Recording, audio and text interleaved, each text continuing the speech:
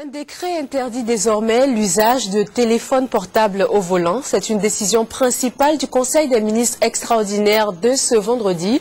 Tout contrevenant s'expose à payer une amende de 10 000 francs CFA. Vijanaïm.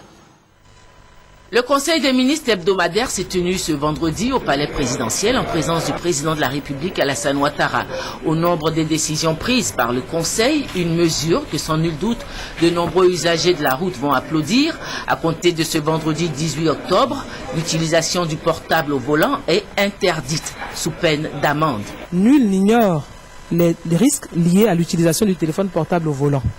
À ce jour, même si notre pays ne dispose pas encore de statistiques fiables, des études dans d'autres pays ont démontré que les utilisateurs du téléphone portable au volant font en moyenne 38% plus de collisions que les non-utilisateurs de téléphone au volant. Le non-respect de cette disposition est puni évidemment par le paiement d'une amende, puisque c'est une contravention de la deuxième classe. La loi pénale prévoit que les contraventions de deuxième classe sont punies d'une amende de 10 000 francs. Donc pour l'heure, c'est 10 000 francs.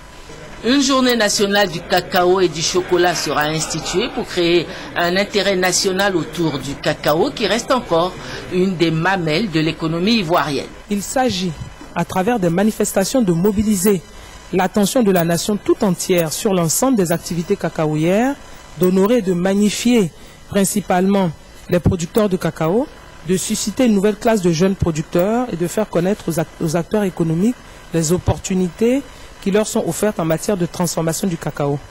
Naturellement, la journée sera financée par le Conseil du café cacao et par les producteurs. L'activité jusque-là illégale des orpailleurs ne s'exercera plus dans la clandestinité.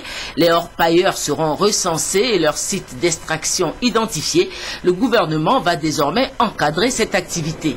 L'abbé Pierre Pango, un des concepteurs de l'Abidjanaise, l'hymne national, et le journaliste Jean Hélène, correspondant de RFI à Abidjan, lâchement assassiné en 2003, recevront chacun une distinction à titre posthume dans l'Ordre national de Côte d'Ivoire.